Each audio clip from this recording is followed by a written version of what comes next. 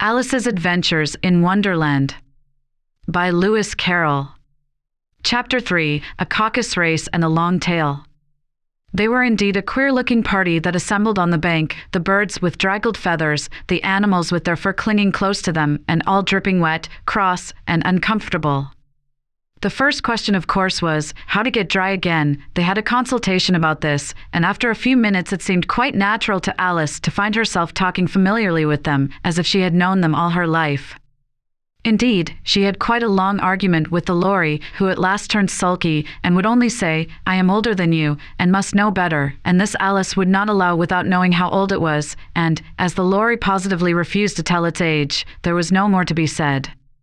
At last the mouse, who seemed to be a person of authority among them, called out, "Sit down, all of you, and listen to me. I'll soon make you dry enough." They all sat down at once, in a large ring, with the mouse in the middle. Alice kept her eyes anxiously fixed on it, for she felt sure she would catch a bad cold if she did not get dry very soon. "Ahem," said the mouse with an important air, "are you all ready? This is the driest thing I know. Silence all round, if you please."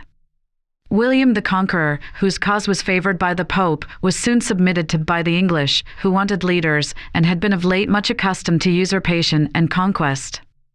Edwin and Morcar, the Earls of Mercia and Northumbria. "Ugh," said the Lory, with a shiver. "I beg your pardon," said the mouse, frowning, but very politely. "Did you speak?" "Not I," said the Lory hastily. "I thought you did," said the mouse. "I proceed." Edwin and Morcar, the Earls of Mercia and Northumbria, declared for him, and even Stigand, the patriotic Archbishop of Canterbury, found it advisable. "Found what?" said the duck. "Found it," the mouse replied rather crossly. "Of course you know what it means."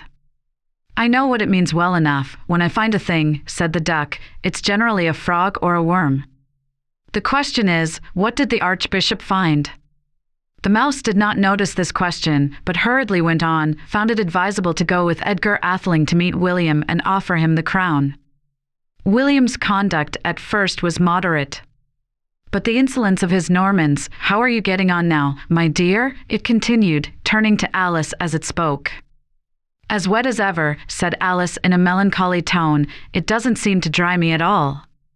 "In that case," said the dodo solemnly, rising to its feet, "I move that the meeting adjourn, for the immediate adoption of more energetic remedies." "Speak English," said the eaglet. "I don't know the meaning of half those long words, and, what's more, I don't believe you do either."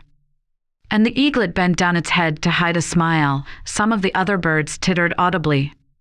"What I was going to say," said the dodo in an offended tone, "was, that the best thing to get us dry would be a caucus race."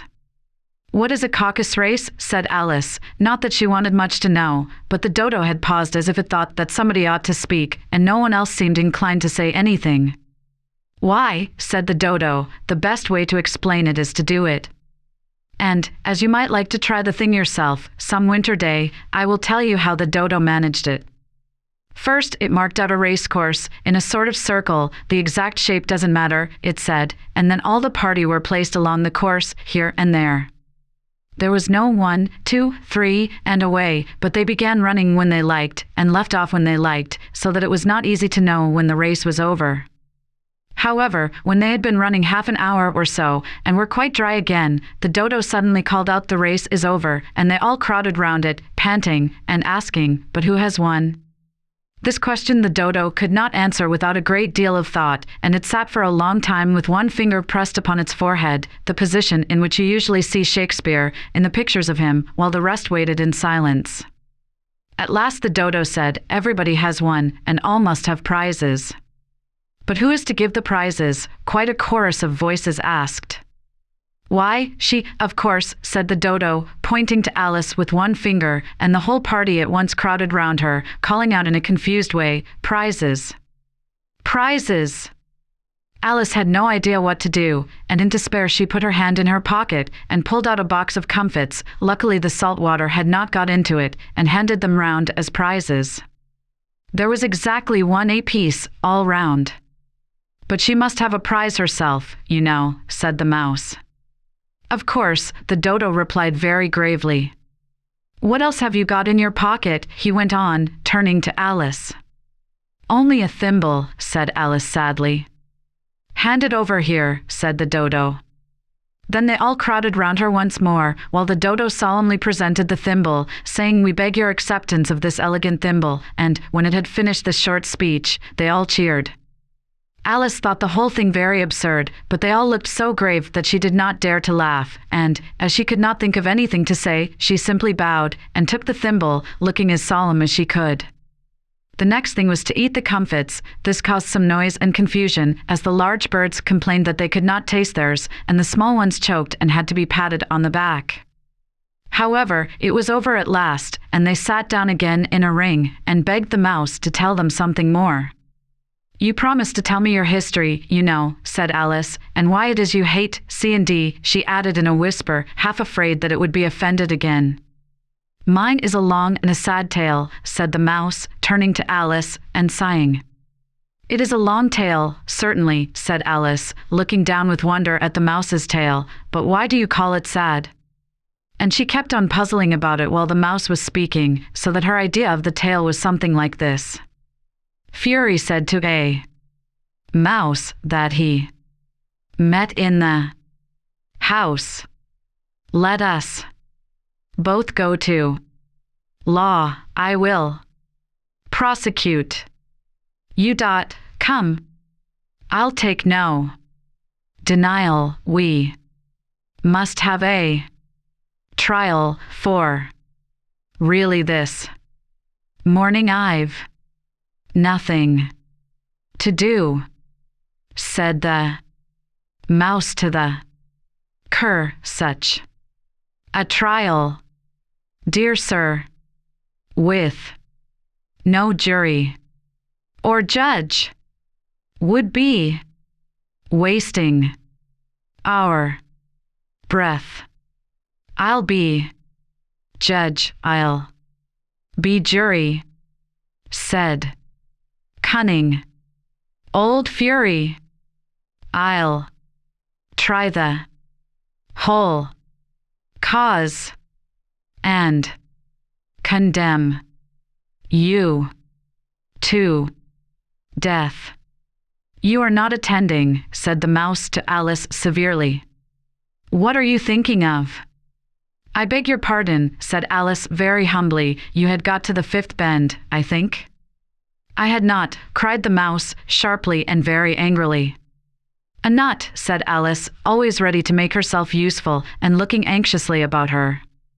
Oh, do let me help to undo it. I shall do nothing of the sort, said the mouse, getting up and walking away.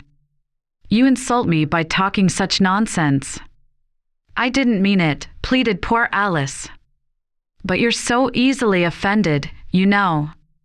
The mouse only growled in reply. Please come back and finish your story. Alice called after it, and the others all joined in chorus, yes, please do, but the mouse only shook its head impatiently and walked a little quicker. What a pity it wouldn't stay, sighed the lorry, as soon as it was quite out of sight, and an old crab took the opportunity of saying to her daughter, Ah, my dear, let this be a lesson to you never to lose your temper. Hold your tongue, ma, said the young crab, a little snappishly. You're enough to try the patience of an oyster. I wish I had our Dinah here. I know I do, said Alice aloud, addressing nobody in particular. She'd soon fetch it back. And who is Dinah, if I might venture to ask the question, said the lorry.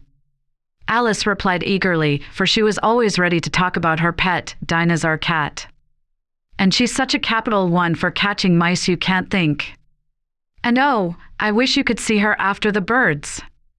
Why, she'll eat a little bird as soon as look at it. This speech caused a remarkable sensation among the party. Some of the birds hurried off at once. One old magpie began wrapping itself up very carefully, remarking, I really must be getting home. The night air doesn't suit my throat. And a canary called out in a trembling voice to its children, Come away, my dears. It's high time you were all in bed. On various pretexts they all moved off, and Alice was soon left alone. I wish I hadn't mentioned Dinah, she said to herself in a melancholy tone. Nobody seems to like her down here, and I'm sure she's the best cat in the world. Oh, my dear Dinah! I wonder if I shall ever see you any more." And here poor Alice began to cry again, for she felt very lonely and low-spirited. In a little while, however, she again heard a little pattering of footsteps in the distance, and she looked up eagerly, half hoping that the mouse had changed his mind and was coming back to finish his story.